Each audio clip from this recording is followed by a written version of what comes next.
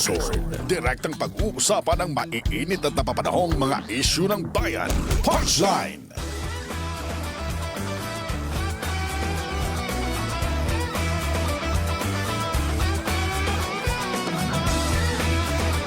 Alas 6:37 ang oras po natin po. Welcome po sa programa natin, Punchline Idol. At kasama niyo po, Idol Mark Espinosa. Pabati muna natin via Zoom si Sir Ermin Garcia Jr. Magandang umaga, Sir Ermin. Pagbati ninyo sa mga... Good morning, good morning. Kung isang Valentine mo? Wala, natulog lang ata ako, Sir Ermin. Traffic dito sa Dagupan.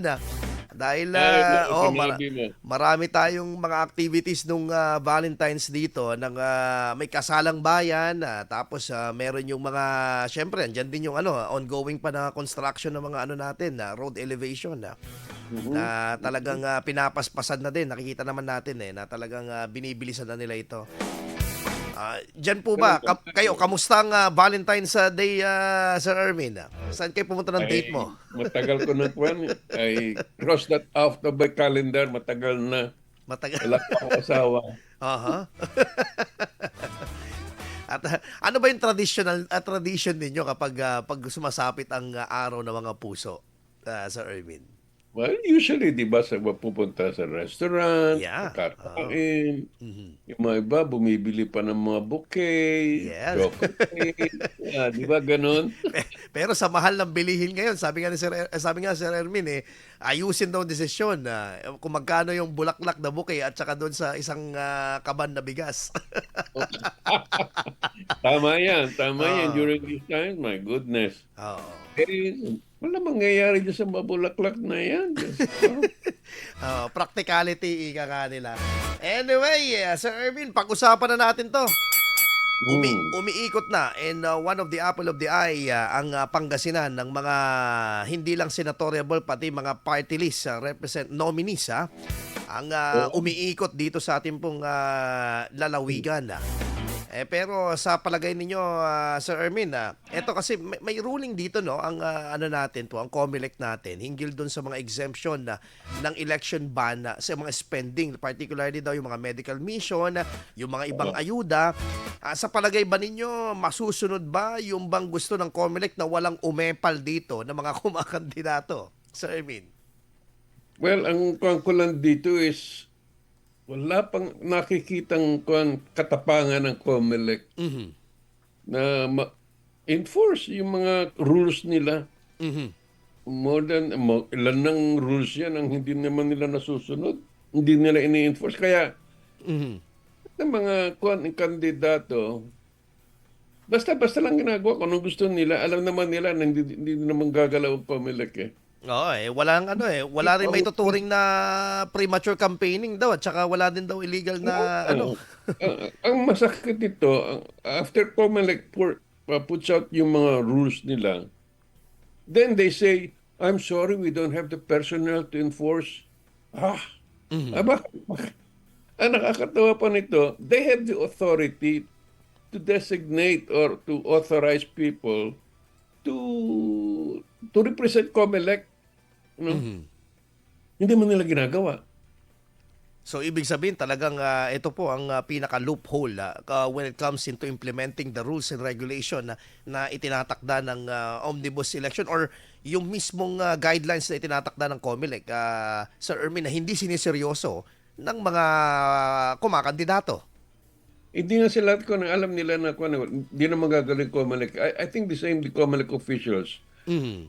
Takot din sila Kasi oras na ang tinalian nila yung kandidatong nanalo. Yun, akala nila babalikan sila. That's beside the point sabihin na lang nila, okay, wala nang ganitong rule para wala nang umaasa. Itong ginawa last week, okay. Nilabas ko na sa Sunday Punch for whatever it was worth. Yeah. Meron silang Operation Baklas. Katuwang dito ang PNP. Ano nangyari? After that, lumakad tayo sa buong Dagupan. nandun pa rin yung mga posters. Ibig sabihin, nag-photo op lang sila. Mhm. Kung hindi ko maintindihan dito, bakit hindi na nila tawag dito? What's the word dito? Yung sabihin nila sa mga barangay, captain. Ang problema dito, Sir Ermin, kung maglalakas loob itong mga barangay captain na baklasin itong Hindi mga nga, to. isa lang naman ang kwan nila eh. Mhm. They are supposed to designate a poster area. Mhm. Okay? So, as neutral as that, kung lumabas sa poster area, Alisin. okay. Mhm. Sabihin mo, wag ng kasuhan. Alisin lang. Kasi may loophole dito kasi, Sir Ermin, actually, dahil ang sinasabi dito hindi pwedeng pakialaman ng COMELEC yung mga nasa private property. Ba't may exemption ng mga ganito? Yun, isa yun. Okay? So, ang ginagawa ng kinakausap yung mga frontage nila, Mhm. yung doon kinakabit. Mhm. Okay yun. Okay, sabihin mo na nandyan na yan. Pero bakit nandun pa rin yung mga posters sa mga puno, sa electric posts? At may mga Simple na lang. yes.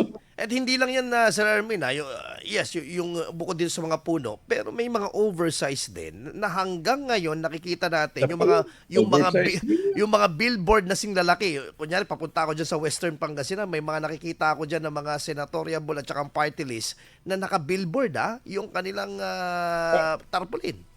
That is already allowed by COMELEC. So there is a certain rule. Ang billboard walang control diyan. Ang sinasabi lang nila, wag lang sila magkalapit. Mhm. So kakita mo, lumabas lahat ng mga billboard kung saan-saan. Nung pumunta ako diyan sa Metro Manila nung last week, dumaan ako diyan, naglalakihan ng mga billboard. Nakakalula. Nakakatuwa nga kita na mo, billboard sa dyaryo, may limitation. They're not authorized to print more than 1/4 space. I-compare mo sa mga billboard, kalaki lang. Correct. Sabi ko na ba yung mga ito? Kaya wala, talagang kita mo nagwawaldasan talaga ng pera dyan para lang manalo. Yeah. At yung disiplina, ang isa dito na dapat tignan ng taong bayan na eto bang kandidato na to, disiplina to. No. Pero in fairness naman, just to give a fair lang dito sa mga kandidato rin na Sir Ermin. Minsan ang mga walang disiplina dito, yung mga coordinator nila at yung mga supporter nila na pag inutusang magkabit dito, kabit diyan, kung saan na lang nila igagantaker o ipapako yung kanilang mga poster ng kanilang kandidato. Oo, sa kanila naman, matapos lang yung ganun, tapos na yung kontrata nila Mhm. Ang problema nga naman, yung kandidato mismo, Napapasama. pumipikit na lang, sabi niya, pag nahuli, hindi ko alam yan. Sinabi ko sa kanila, ganito. Walang nag-file ng case for violation of COMELEC. Mhm. So sa inyong asiste dito, Sir Erwin, parang walang kahinatnan tong paghihigpit ng COMELEC, particularly dito sa mga Oplan Baklas na ito. Wala Ay, lumakad lang tayo, umiikot ka lang dito iba sa Dagupan lang. Kitang-kita mo na doon pa rin. Yeah. At Oh, kawawa yung mga puno, Ay, naku. Ginagantaker Wala, hindi sila gumagalaw. Ang excuse lang nila dyan is wala kaming tao. Bakit pa kayo gumawa ng rule? Hindi nyo nalang sabihin. Alam mo, sabi na nga yung COMELEC chairman ngayon, at least nagsalita. Sabi niya, okay nang ang negative campaigning. Wala naman talaga sila magagawa Oo. Hindi nila makokontrol yun.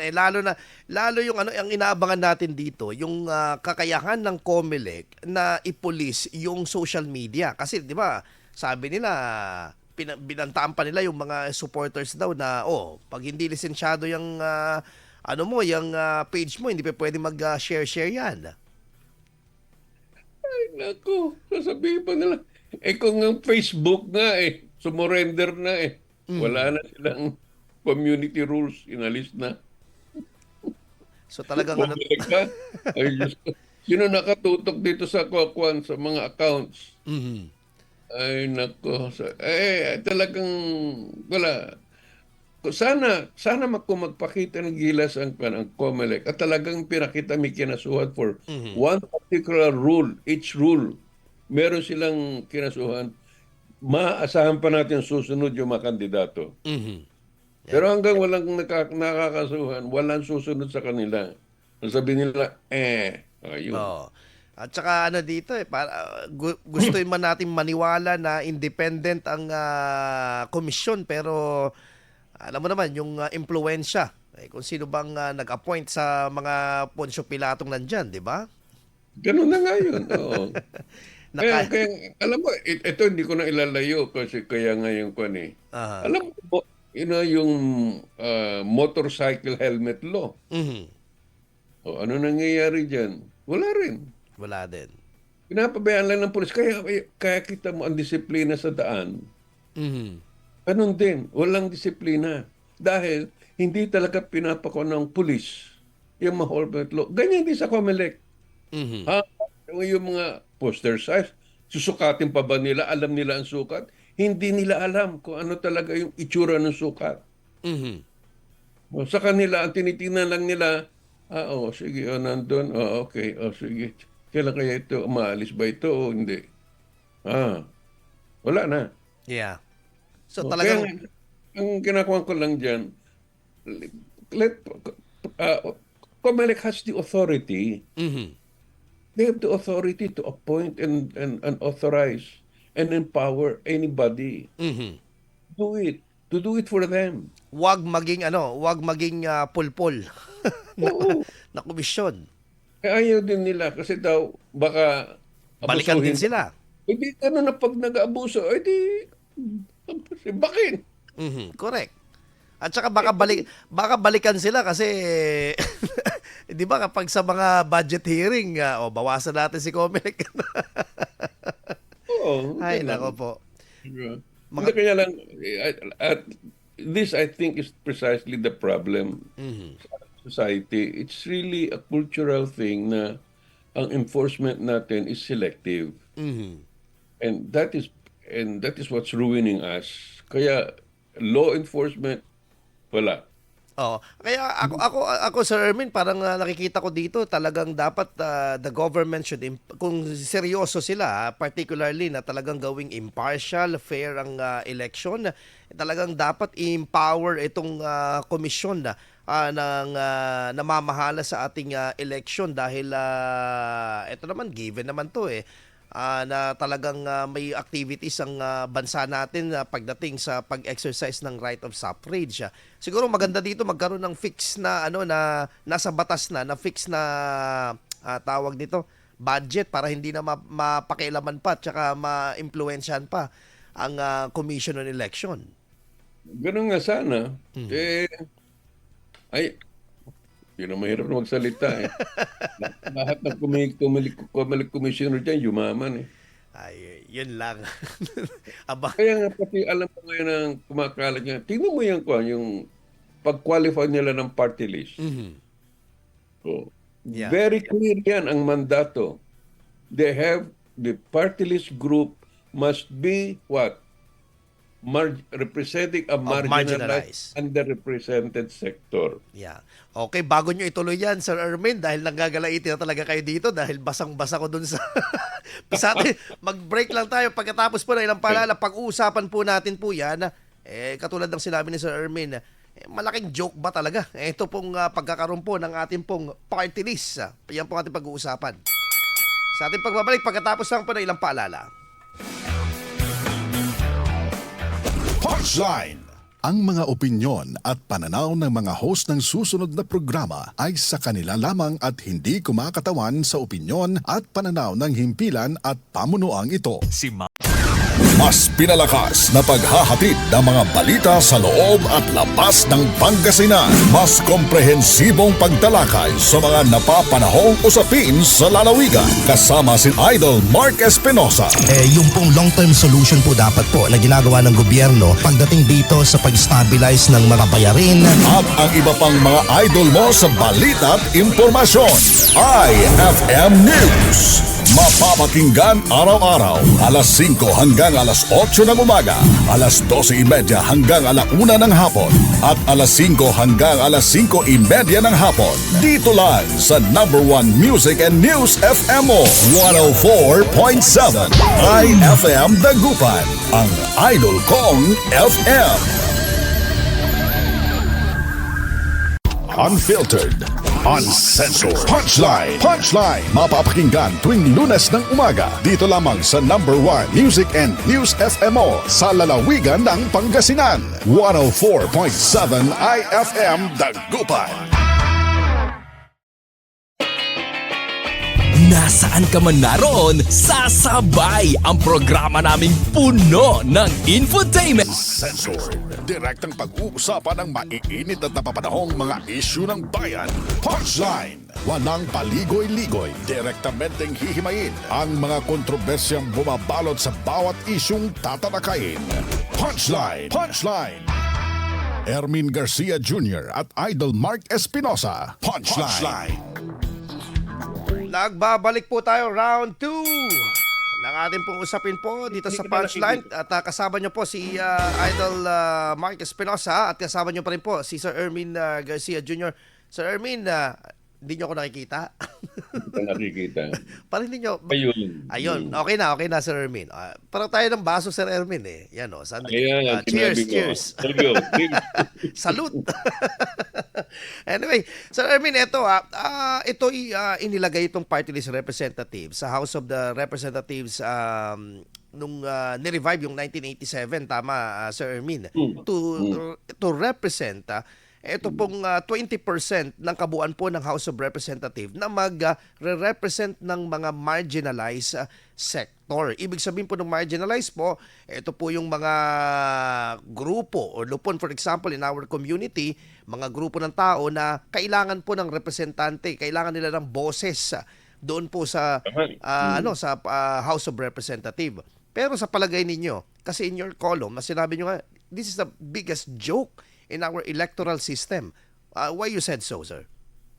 Tignan mo lahat yung mga party list natin. Even na ngayon, huwag nang tignan yung mga qualify ngayon ng COMELEC. Mm-hmm. Ang nakikita marginalized sector represented lang, actually mga makabayan lang. Mm-hmm. Well, in truth, that's a background. Cory Aquino introduced the party list in her compromise with the left, thinking na konti lang naman yan eh. O hindi naman kinontrol yung party list. Sinakay ng mga puro mayayaman.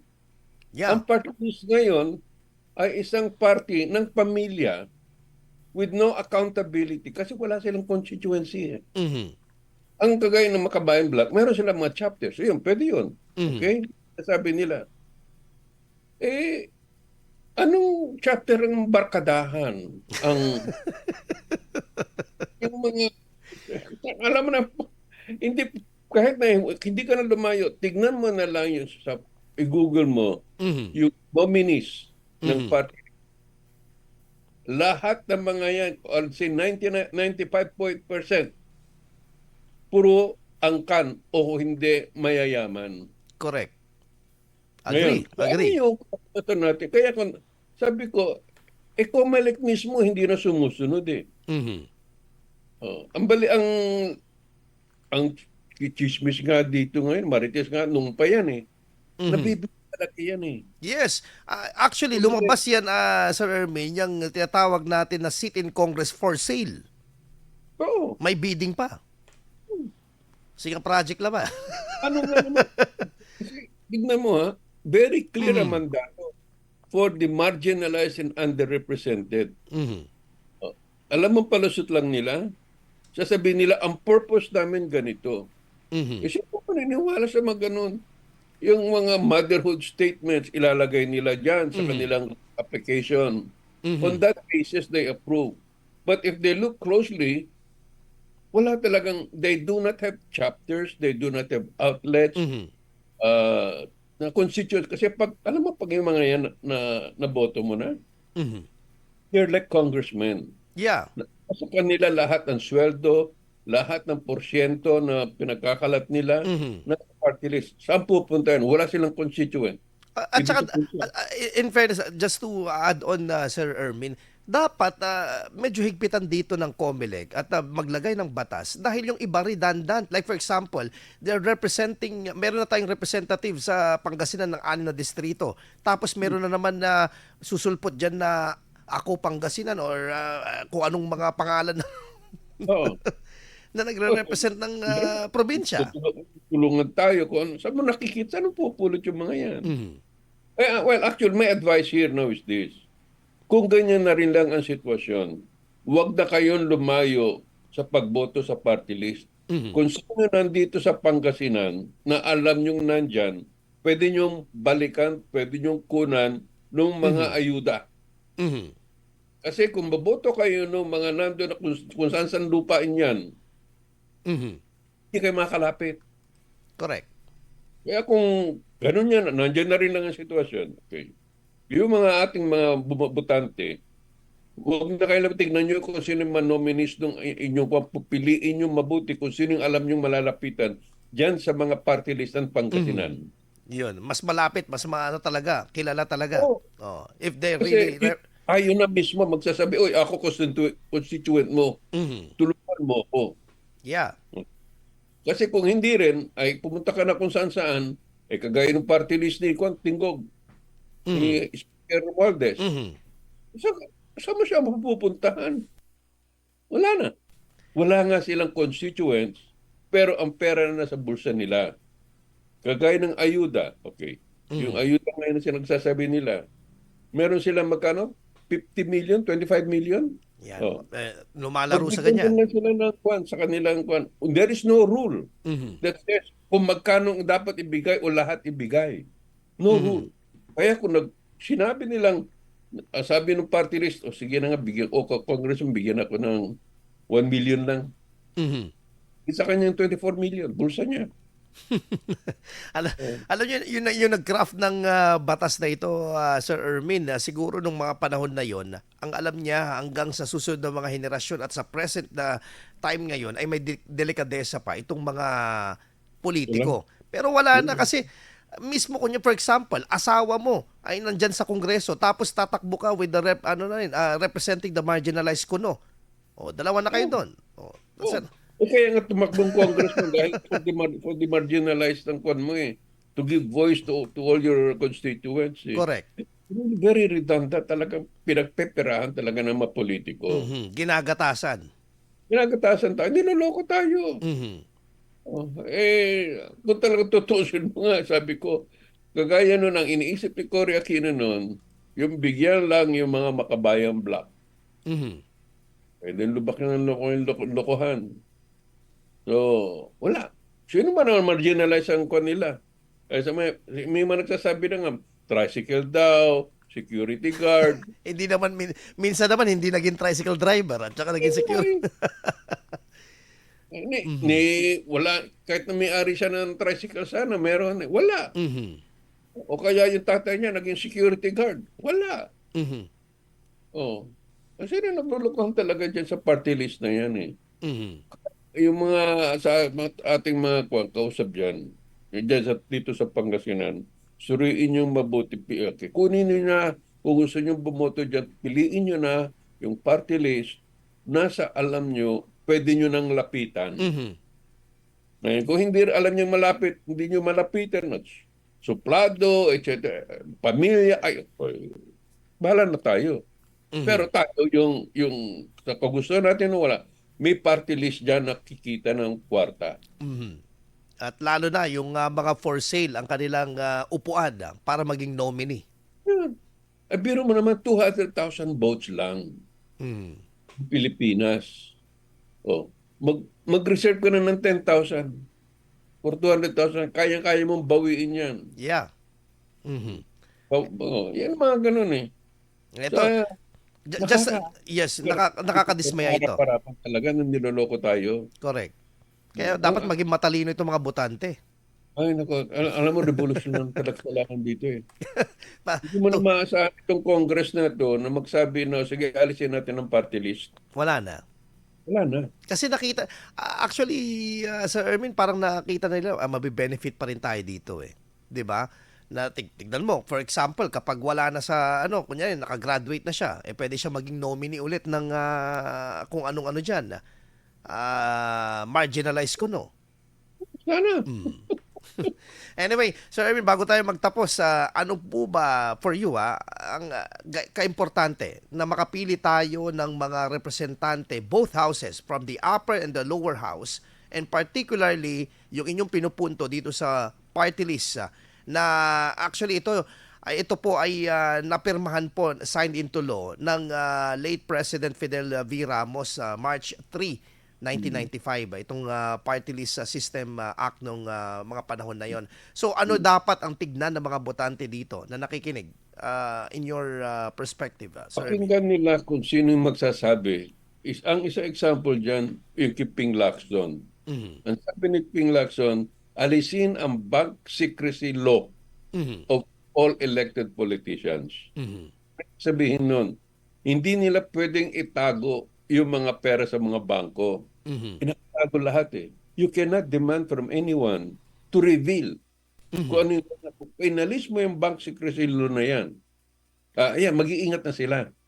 Correct. Kung saan napupunta yan. Lahat ng relatives nila, makikita rin yan eh. Kung sino yung kung sino nagtatago ng mga milyones nila. Sabi nga ni late Senator Defensor Santiago nung during the trial ni CJ Corona noon. Sabi nga niya yung style naman ninyo para yung salin ninyo malinis. Pagdating ng katapusan, bago magkatapusan ng taon, wini-withdraw nyo lahat. Tapos Mismo. Yung kalakuhan yung sasabihin nila, team ka, hindi na kami member ng korporasyon na ganyan. Hindi na kami. Kaya nga sabi ko, tama yung sinasabi ni Ping Lacson eh. Yung alisin yung bank secrecy law that protects the politicians. para magkaalaman. Para magkaalaman. Sino nagbubulsa dyan? Ang tanong dito, will it prosper? Ayun lang nga lang. Kaya nga, kailangan tulungan na natin yung mga kandidato. Tanong na sa mga kandidato ngayon. Do you share the advocacy of Mr. Lacson na alisin yung bank secrecy law? Kung hindi, X na. Basta kung sino dumating dito sa Pangasinan. Sa Tanungin. question ng media, do you share the advocacy? Sabi mo na, huwag nang banggitin yung pangalan ni Ping Lacson. You share the proposal na alisin ang bank secrecy law. Yan. Pag sinabing yes, no, tandaan natin. Okay. Sino yung Just a quick comment, Sir Ermi, kasi may plinote kami na tanong ngayon.